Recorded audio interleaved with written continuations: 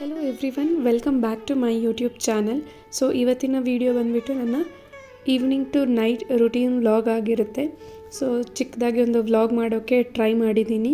So ಇವತ್ತು ನಾವು ಒಂದು ರೌಂಡ್ ಹೊರಗಡೆ ಹೋಗಿದ್ವಿ. ನಮ್ಮ ಮನೇಲಿ ಒಂದು ಚಿಕ್ಕ ಫಂಕ್ಷನ್ ಪ್ಲ್ಯಾನ್ ಮಾಡಿದ್ದೀವಿ. ಸೊ ಅದಕ್ಕೋಸ್ಕರ ಹಾಲ್ಗಳನ್ನು ನೋಡ್ಕೊಂಡು ಬರೋಣ ಅಂತ ಹೇಳಿ ಹೋಗಿದ್ವಿ. ವೆದರ್ ತುಂಬ ಚೆನ್ನಾಗಿತ್ತು. ಬಟ್ ನಾವು ಹೋಗಿ ನೋಡ್ಕೊಂಡು ಬಂದು ಡಿಸೈಡ್ ಮಾಡೋ ಅಷ್ಟೊತ್ತಿಗೆ ತುಂಬ ಲೇಟ್ ಆಗಿತ್ತು. ಸೊ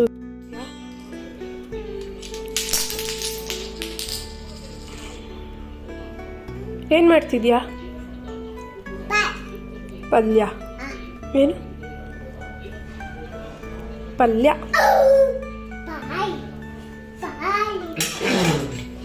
ಬಿಸಿ.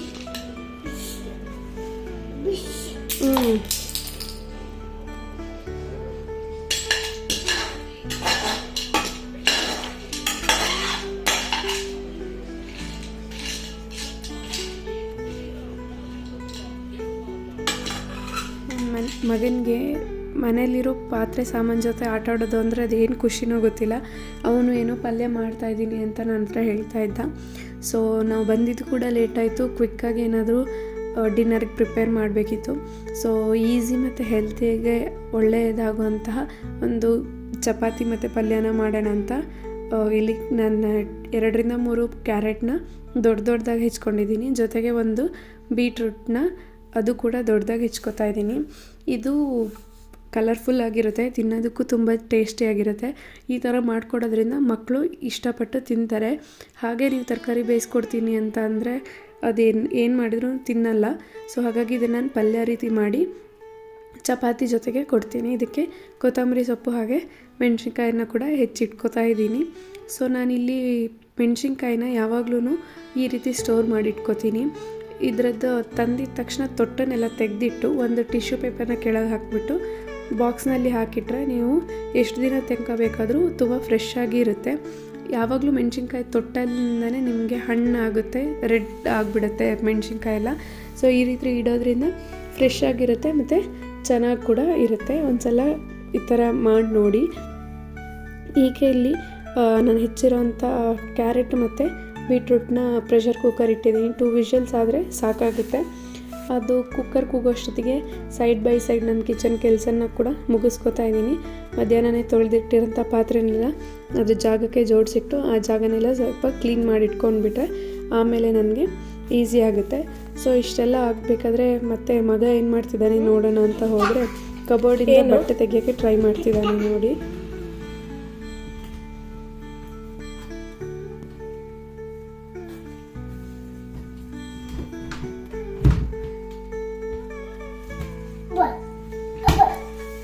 ಏನು ಮಾಡ್ತಿದ್ಯಾ? ಬರಲ್ವಾ?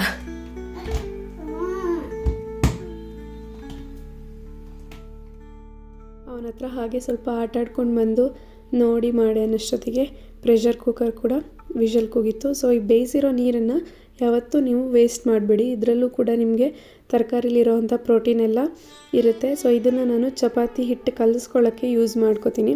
ಆ್ಯಕ್ಚುಲಿ ಬೀಟ್ರೂಟ್ ಕಮ್ಮಿ ಇತ್ತು, ಒಂದೇ ಹಾಕಿರೋದ್ರಿಂದ ಕಲರ್ ಅಷ್ಟು ಬಂದಿಲ್ಲ.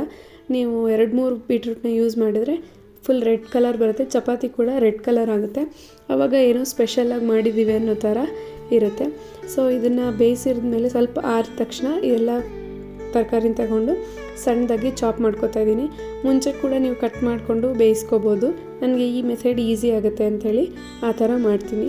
ಸೊ ಪಲ್ಯಕ್ಕೆ ಇಲ್ಲಿ ಎಣ್ಣೆಗೆ ಸ್ವಲ್ಪ ಸಾಸಿವೆ, ಜೀರಿಗೆ ಹಾಗೆ ಕಡಲೆಬೇಳೆ ಹಾಕ್ಕೊಂಡು ಫ್ರೈ ಮಾಡ್ಕೊತಾ ಇದ್ದೀನಿ. ತುಂಬ ಸಿಂಪಲ್ ಮತ್ತು ತುಂಬ ಬೇಗ ಆಗುವಂಥ ರೆಸಿಪಿ ಇದು. ಇದಕ್ಕೆ ಹೆಚ್ಚಿರೋಂಥ ಕ್ಯಾರೆಟ್ ಮತ್ತು ಬೀಟ್ರೂಟ್ನ ಹಾಕಿ ಚೆನ್ನಾಗಿ ಸ್ವಲ್ಪ ಫ್ರೈ ಮಾಡ್ಕೋಬೇಕಷ್ಟೇ. ಆಲ್ರೆಡಿ ಬೆಂದಿರೋದ್ರಿಂದ ಜಾಸ್ತಿ ಟೈಮ್ ಕೂಡ ಹಿಡಿಯಲ್ಲ.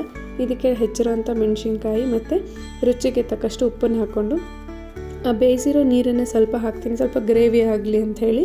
ಇದಕ್ಕೆ ಇನ್ನೇನು ಬೇಡ, ಬೇಕಂದರೆ ಕೊರಿಯಾಂಡರ್ ಪೌಡರ್ನ ಹಾಕ್ಕೊಬೋದು, ತುಂಬ ಕ್ವಿಕ್ ಆಗುತ್ತೆ. ಇದಕ್ಕೆ ಮೇನ್ ಏನು ಅಂದರೆ ತುರಿದಿರೋಂಥ ಕೊಬ್ಬರಿನ ಚೆನ್ನಾಗಿ ಹಾಕಬೇಕು. ಆ ಕೊಬ್ಬರಿಲಿರೋಂಥ ಟೇಸ್ಟ್ ನಮಗೆ ತಿನ್ಬೇಕಾದ್ರೆ ಬರಬೇಕು.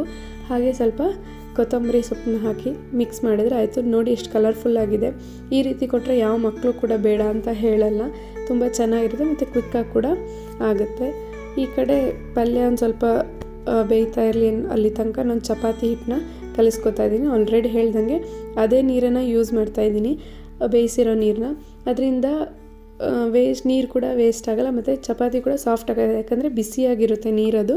ಸೊ ನೋಡಿಕೊಂಡು ಸ್ವಲ್ಪನೇ ಹಾಕ್ಕೊಂಡು ಚಪಾತಿ ಹಿಟ್ಟು ಕಲಿಸ್ಕೊಂಡ್ರೆ ಚೆನ್ನಾಗಾಗುತ್ತೆ. ಇದೇ ರೀತಿ ನೀವು ಪಾಲಕ್ ಸೊಪ್ಪಿಂದು ಏನಾದರೂ ಸೊಪ್ಪು ಪೇಸ್ಟಿಗೋಸ್ಕರ ಬೇಯಿಸ್ಕೊಂಡಿದ್ರೆ ಆ ನೀರನ್ನು ಕೂಡ ನೀವು ಚಪಾತಿ ಹಿಟ್ಟಿಗೆ ಮಿಕ್ಸ್ ಮಾಡ್ಕೊಬೋದು.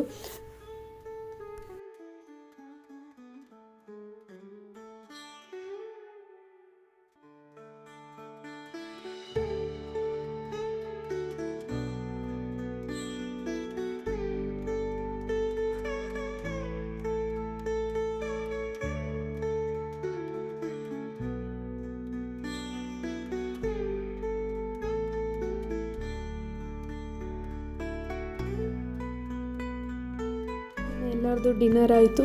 ನನ್ನ ಮಗನೂ ಕೂಡ ಇಷ್ಟಪಟ್ಟು ತಿಂದ ಅದನ್ನು. ಹಾಗೆ ಅವನು ಆಟ ಆಡ್ಕೊಳ್ಳೋಕ್ಕೆ ಸ್ಟಾರ್ಟ್ ಮಾಡ್ತಾನೆ. ಸ್ವಲ್ಪ ಇವಾಗ ಇಂಡಿಪೆಂಡೆಂಟಾಗಿ ಆಟ ಆಡೋದಕ್ಕೆ ಕಲ್ತಿದ್ದಾನೆ ಅವನು, ನಾನೇ ಬೇಕು ಅಂತ ಇಲ್ಲ. ಹಾಗಾಗಿ ಅವನ ಪಾಡಿಗೆ ಅವನು ಆಟ ಆಡ್ತಾಯಿದ್ದ. ಅಷ್ಟರೊಳಗೆ ನಾನು ಕಿಚನ್ನ ಕ್ಲೀನ್ ಮಾಡ್ಕೊಂಬಿಡೋಣ ಅಂತ ಅಂದ್ಕೊಂಡು ಕಿಚನಿಗೆ ಬಂದಿದ್ದೀನಿ. ನಾನಿಲ್ಲಿ ಮಿಸ್ಟರ್ ಮಸಾಲ ಅವ್ರದ್ದು ಸ್ಪ್ರೇ ಬಾಟಲ್ ಯೂಸ್ ಮಾಡ್ತಾಯಿದ್ದೀನಿ. ಇದು ತುಂಬ ಯೂಸ್ಫುಲ್ ಆಗಿದೆ. ಇದನ್ನು ಸ್ಪ್ರೇ ಮಾಡಿಬಿಟ್ಟು ಕೌಂಟರ್ ಟಾಪು ಮತ್ತು ನಿಮ್ಮದು ಸ್ಟವ್ನ ಕ್ಲೀನಾಗಿ ಒರೆಸ್ಕೊಂಬಿಡ್ಬೋದು. ನಾನಿಲ್ಲಿ ಪ್ರೆಸ್ಟೀಜ್ದು ಗ್ಲಾಸ್ ಫಿನಿಶ್ ಇರೋ ಸ್ಟವ್ನ ಯೂಸ್ ಮಾಡ್ತಿರೋದು. ಸೊ ಇದ್ರ ಮೇಲೆ ನೀವು ಯಾವುದೇ ರೀತಿ ಅಂತ ಸ್ಕ್ರಬ್ ಮಾಡೋಕ್ಕಾಗಲ್ಲ, ಅದರಿಂದ ಸ್ಕ್ರ್ಯಾಚಸ್ ಬರುತ್ತೆ. ಈ ಮಿಸ್ಟರ್ ಮಸಾಲ ಯೂಸ್ ಮಾಡೋದ್ರಿಂದ ಬೇಗ ಕ್ಲೀನ್ ಆಗುತ್ತೆ, ಆಯಿಲ್ ಸ್ಟೇನ್ ಏನಿದ್ರೂ ಹೋಗುತ್ತೆ. ಒಂದು ಕಾಟನ್ ಬಟ್ಟೆ ಅಥವಾ ಈ ಥರ ಸ್ಪಾಂಜಿಂದ ಒರೆಸ್ಕೊಂಡ್ಬಿಟ್ರೆ ಕ್ಲೀನ್ ಆಗೋಗುತ್ತೆ.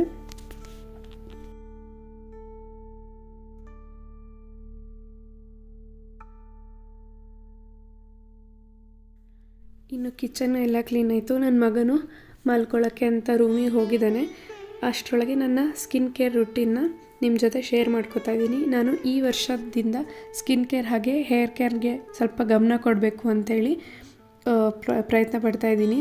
ಸೊ ನಾನಿಲ್ಲಿ ಯೂಸ್ ಮಾಡ್ತಾ ಇರೋವಂಥದ್ದು ಪ್ಲಂಪ್ ಅವ್ರದ್ದು ಕಿಟ್ ಬರುತ್ತೆ ನಿಮಗೆ, ಸೀರಮ್, ಮಾಯ್ಶ್ಚರೈಸರ್, ಸನ್ಸ್ಕ್ರೀನ್ ಮತ್ತು ಫೇಸ್ ವಾಶ್ದು. ಅದನ್ನು ಯೂಸ್ ಮಾಡ್ತಾಯಿದ್ದೀನಿ. ಆಲ್ಮೋಸ್ಟ್ 1 ಮಂತಿಂದ ಯೂಸ್ ಮಾಡ್ತಾಯಿದ್ದೀನಿ. ಸ್ವಲ್ಪ ವಿಸಿಬಲ್ ರಿಸಲ್ಟ್ ನನಗೆ ಸಿಕ್ಕಿದೆ. ಇದನ್ನು ಕಂಟಿನ್ಯೂ ಮಾಡಿದ್ರೆ ಮೋಸ್ಟ್ ಪ್ರಾಬಬ್ಲಿ ಕ್ಲಿಯರಾಗಿ ಗೊತ್ತಾಗುತ್ತೆ.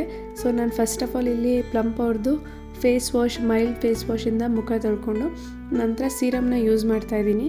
ಒಂದು 2 ಡ್ರಾಪ್ಸ್ ಅಷ್ಟು ಹಾಕ್ಕೊಂಡ್ರೆ ಆಯಿತು. ನಂದು ಆಲ್ಮೋಸ್ಟ್ ಖಾಲಿ ಆಗ್ತಾ ಬಂದಿದೆ. ಹಾಗಾಗಿ ಇನ್ನೊಂದು ರೀಸ್ಟಾಕ್ ಮಾಡಬೇಕು.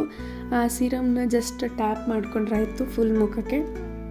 ಕೂಲಿಂಗ್ ಸೆನ್ಸೇಷನ್ ಸಿಗುತ್ತೆ. ಇದರಲ್ಲಿ 2% ನಯಾಸಿನಮೈಡ್ ಕೂಡ ಇದೆ. ನಂದು ಕಾಂಬಿನೇಷನ್ ಸ್ಕಿನ್ ಆಗಿರೋದ್ರಿಂದ ಬೇರೆ ಯಾವುದೇ ರೀತಿ ಮಾಯ್ಶ್ಚರೈಸರ್ ಯೂಸ್ ಮಾಡಿದ್ರು ತುಂಬ ಆಯಿಲ್ ಫೀಲ್ ಆಗ್ತಾಯಿತ್ತು. ನಂದು ಟೀ ಝೋನ್ ಏರಿಯಾದಲ್ಲಿ ಪೂರ್ತಿ ಆಯಿಲಿ ಅನ್ನಿಸ್ತಿತ್ತು. ಬಟ್ ಈ ಪ್ಲಮ್ ಅವ್ರದ್ದು ಯೂಸ್ ಮಾಡೋಕ್ಕೆ ಸ್ಟಾರ್ಟ್ ಮಾಡಿದಾಗಿಂದ ಅಷ್ಟೊಂದು ಆಯಿಲ್ ಅನ್ನಿಸ್ತಾ ಇಲ್ಲ ನನಗೆ. ಇದು ಸೀರಮ್ ಹಚ್ಕೊಂಡಾದ್ಮೇಲೆ ಮಾಯ್ಶ್ಚರೈಸರ್ನ ಅಪ್ಲೈ ಮಾಡ್ಕೋಬೇಕು. ನಾನು ಸೇಮ್ ರೂಟೀನ್ನ ಮಾರ್ನಿಂಗ್ ಕೂಡ ಮಾಡ್ತೀನಿ. ಬಟ್ ಏನು ಅಂದರೆ ನಾನು ಮಾರ್ನಿಂಗಲ್ಲಿ ಸನ್ಸ್ಕ್ರೀನ್ನ ಯೂಸ್ ಮಾಡ್ತೀನಿ, ರಾತ್ರಿ ಯೂಸ್ ಮಾಡಲ್ಲ ಅಷ್ಟೇ. ಮಾಯ್ಶ್ಚರೈಸರ್ ಕೂಡ ಚೆನ್ನಾಗಿ ಎಲ್ಲ ಅಪ್ಲೈ ಮಾಡಿ ನೆಕ್ ಏರಿಯಾಗೂ ಅಪ್ಲೈ ಮಾಡಿಕೊಂಡು ಮಸಾಜ್ ಮಾಡಿಕೊಂಡು 2 ಮಿನಿಟ್ಸ್ ಮಸಾಜ್ ಮಾಡಿಕೊಂಡ್ರೆ ಸಾಕು.